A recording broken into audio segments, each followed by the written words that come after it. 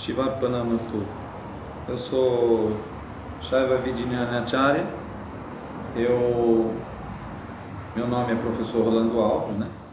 E aí eu tenho esse nome iniciático de Acharya, que me deram na Índia, pela tradição do Shaivismo de Caxemira. Então eu gostaria, no outro vídeo eu não consegui, eu gostaria de falar da diferença do Vedanta com a diferença do Shaivismo de Caxemira. Bom, o Vedanta tem uma visão monista, o Shaivismo tem uma visão monista. A visão monista do Shaivismo é uma, de Caxemira. A visão monista do Shaivismo da Índia, do Vedanta, é outra completamente diferente, com concepção, formação, composição filosófica completamente diferente.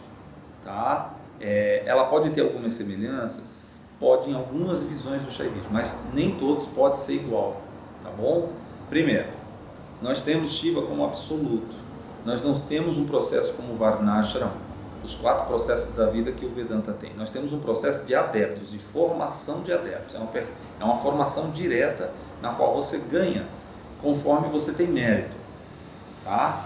Em algumas linhas Vedanta, uma pessoa ganha até nome logo que chega, estuda, ela mal conhece alguma coisa, ela já tem um nome espiritual. No Shaivismo isso já não acontece. Por quê? Porque o nome só pode ser dado a você, que é aluno ou uma pessoa com propensão a discípulo, né? Se você tiver os atributos espirituais, as qualidades espirituais, aí você ganha um nome. E isso só se pode detectar com convivência, estudos, puja, dedicação.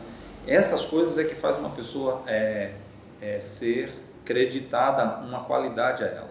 E quando é acreditada essa qualidade é que você dá um nome, inicia ela, faz um processo, uma cerimônia, né?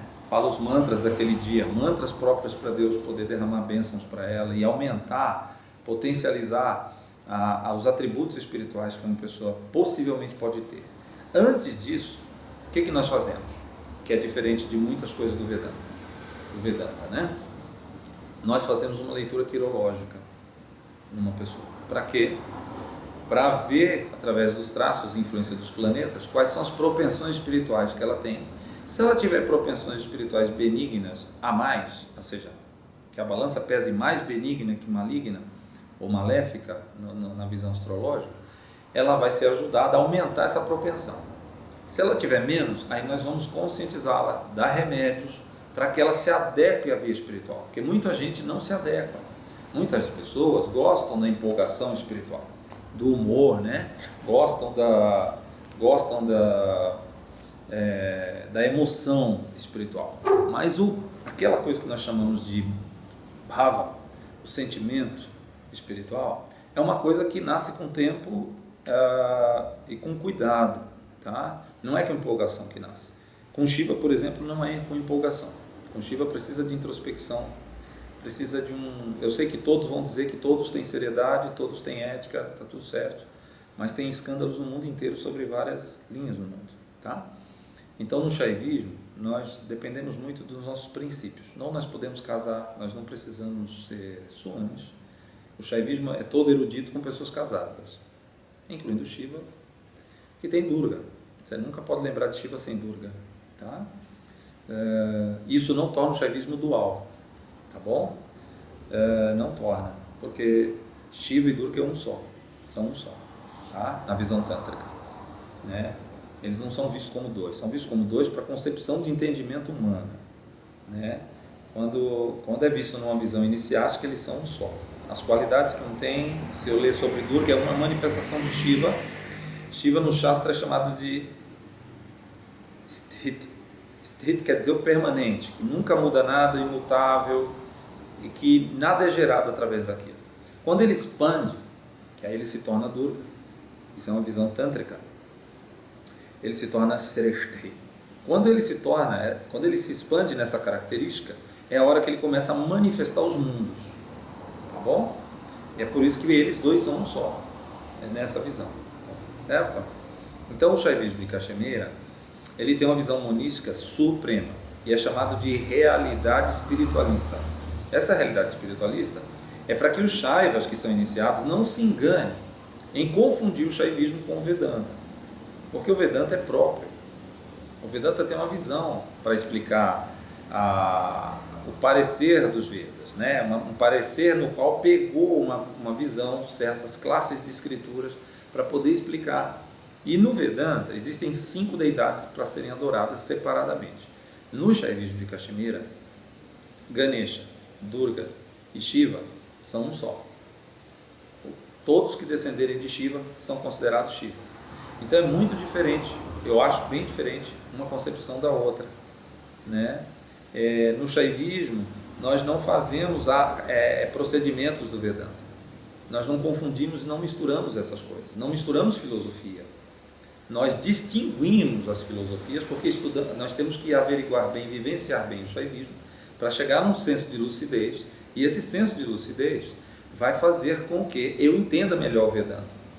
Isso é tão claro para o Shaivismo que até os tratados mais cabais védicos, hoje, publicados pela Unesco, são publicados pelos pandits de Caxemira, mesmo sendo Vedanta, são publicados pelos pandits do Shaivismo de Caxemira. Certo? Isso não é porque eles são melhores, é só porque a visão é melhor para expressar Deus, ela é mais adequada para expressar Deus. Em alguns tratados mais cabais, né, que são publicados principalmente pela Unesco, que tem um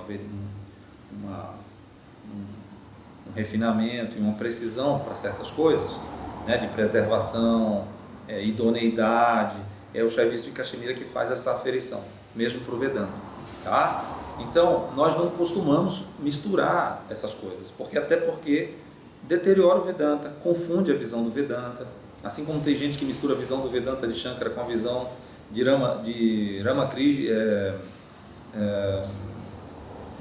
Maharishi Mahesh Yogi do sul da Índia, que é Shaiva Siddhanta. Shaiva Siddhanta não é Vedanta, tá bom?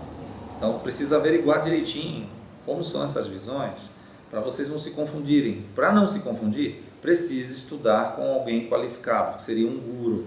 Aí você escolhe a classe do guru, se ele é um pandit, se ele é um acharya, se ele é um swami, se ele é um sannyasi, se ele é um sadhu, se ele é um siddha, e aí vai. Você tem várias classes de gurus, de pessoas que têm peso espiritual, para explicar, para passar o que elas vivenciam, né? Se é que elas vivenciam o caminho espiritual, tá bom? Então, o Shaivismo de Caxemira, ele é tão único que ele nasceu em Caxemira, não nasceu na Índia. No Brasil já tive pessoas falando que Caxemira é um braço dos Vedas, confunde de novo, ou seja, além de confundir, ela mesma não sabe o que está falando. Então, eu acho que um tempo na via espiritual, um bom tempo de vida, estudando com alguém, gostando da via espiritual, com humildade, respeito, dedicação, sinceridade, porque sem sinceridade você não vai conseguir. Muita gente passa por mim aqui e às vezes o caráter é um pouco duvidoso e acaba não conseguindo ir em frente. Alguma coisa bloqueia ela, tá?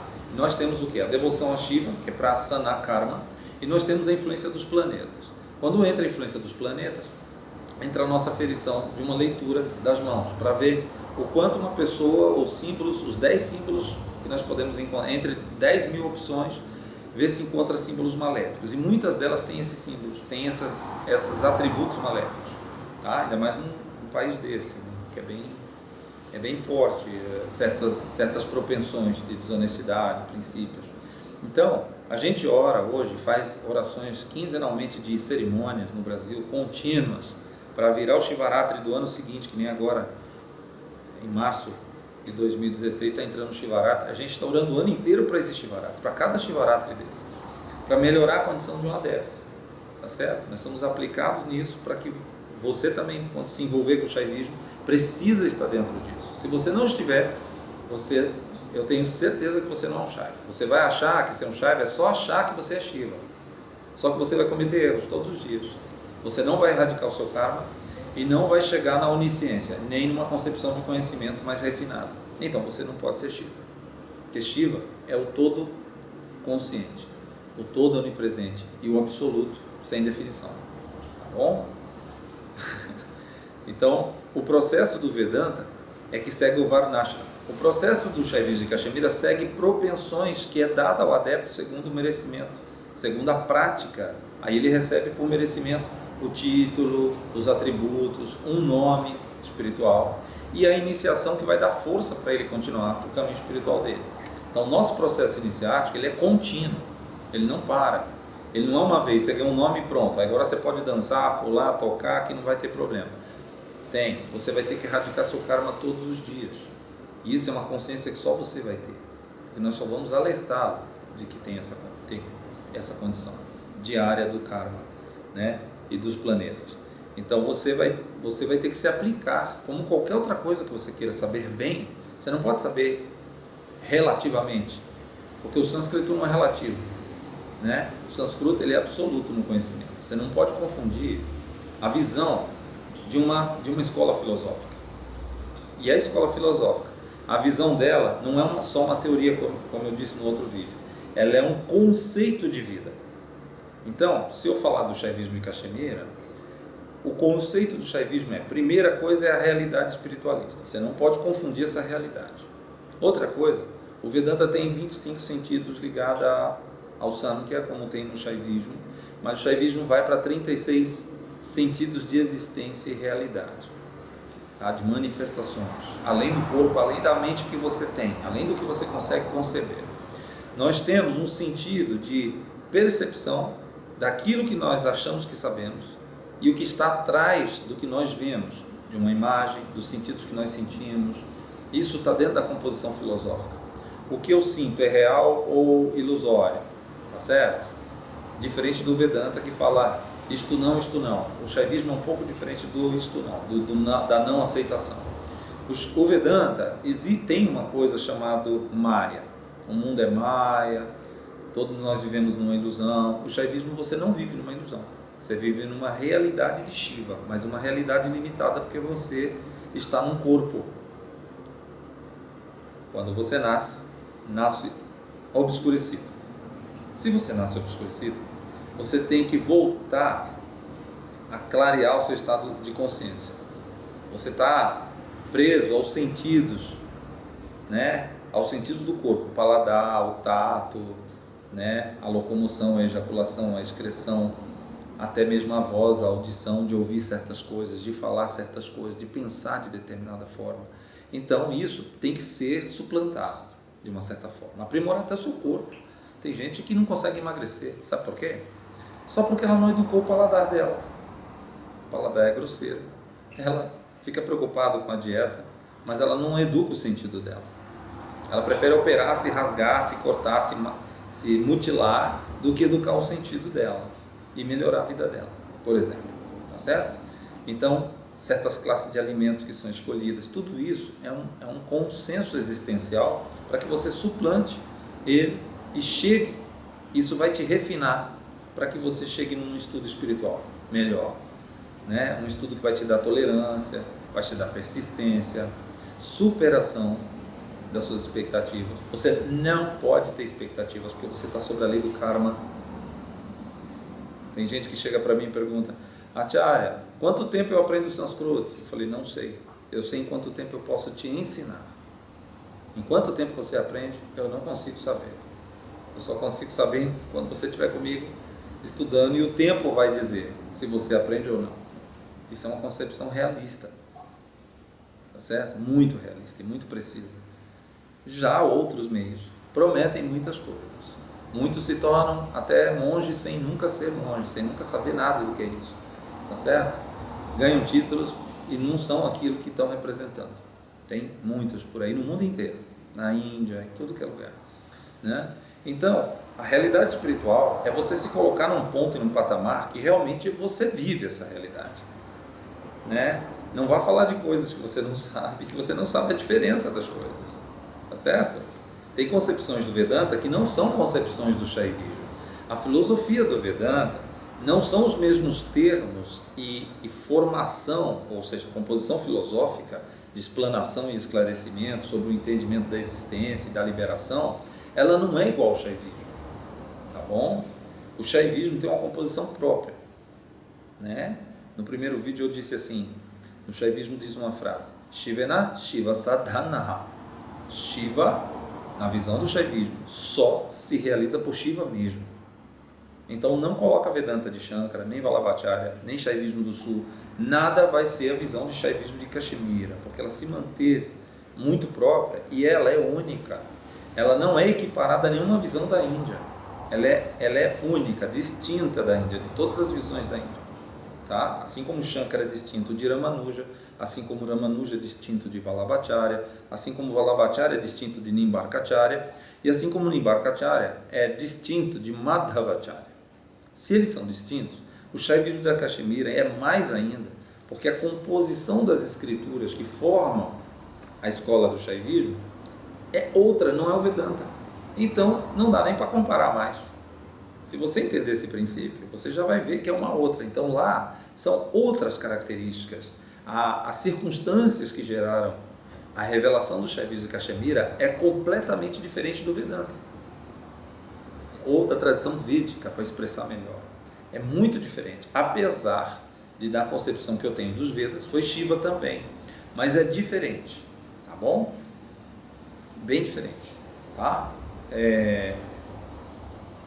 Vou para o outro vídeo e vou expressar sobre os rishis das duas tradições e como ela foi passada para que a gente tenha uma ideia aí do que é o Shaivismo de Caxemira, né? E o que é o Vedanta um pouco. Eu não vou explicar tanto sobre o Vedanta, que eu acho que tem muitas pessoas no Brasil para fazer isso até com peso, com propriedade, desde que elas coloquem uma visão muito clara disso, tá? Om Namah Shivaya.